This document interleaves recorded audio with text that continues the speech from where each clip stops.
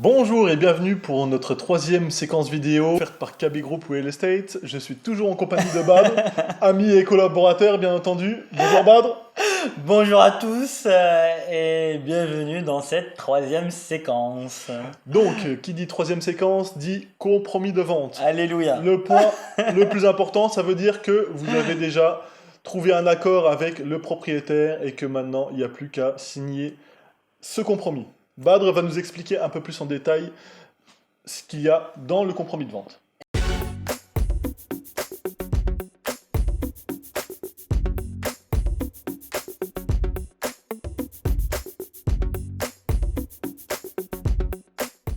Donc voilà, j'ai un petit compromis entre mes mains.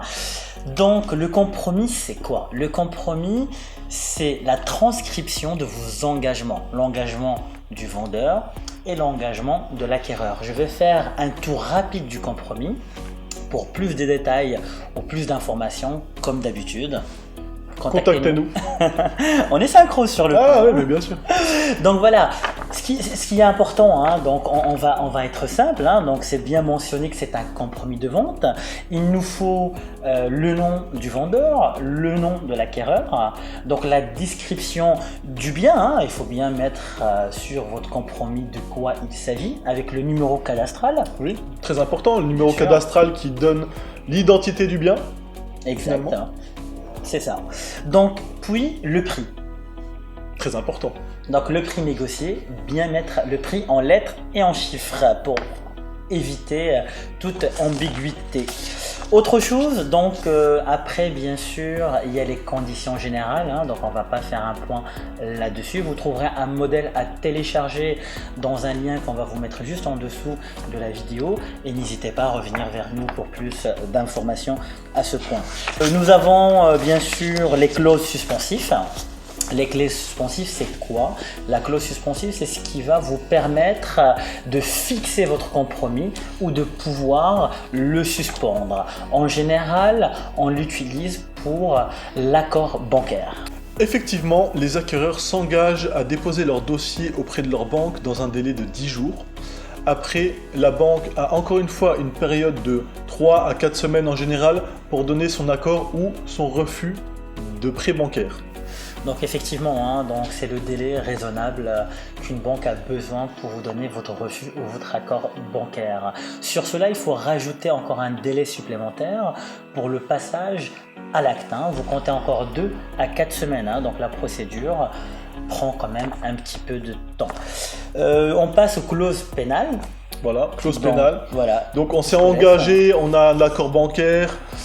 Le refus bancaire donc annule le compromis. Bien sûr, donc ça, il n'y a pas de souci. En cas de refus bancaire, Voilà. vous n'avez plus d'engagement, donc n'ayez pas peur. Donc c'est pour ça que c'est une clause suspensive. Elle va suspendre vos engagements en cas de refus. Voilà, exactement.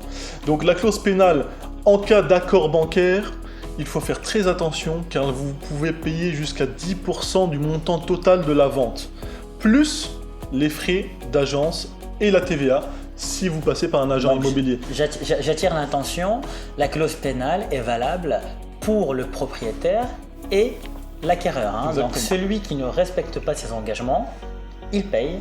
Donc cette amende qui est en général prévue sous la clause pénale et qui est de 10% plus les frais d'agence. Ouais. Donc voilà, on a fait un peu le tour. À ne pas oublier la date, il faut dater le compromis, car oui. Tous les délais qui sont mentionnés justement dans le compromis se basent à chaque fois sur la date du compromis, exact. Date de signature exact. De toutes les parties, bien exact. Entendu. Lu et approuvé, signature pour toutes les parties. Voilà. N'hésitez pas à revenir vers nous, donc je le dis et je le répète, c'est un contrat, vaut mieux qu'il soit fait par des professionnels, n'hésitez pas à revenir vers nous. Je pense qu'on a fait un peu le tour. En gros, on a fait le tour. Après, bien sûr, il y a plein de détails dans les compromis. Oui, chaque cas est différent, donc là, c'est en gros un compromis de vente standard. Voilà. Et ben voilà, la prochaine séquence, nous allons parler du financement. Encore un point de stress, mais ne vous inquiétez pas, on est là pour vous aider. À très vite. N'hésitez pas à nous contacter, messages, commenter. Comme d'habitude. Comme d'habitude. Allez, au revoir. Bye.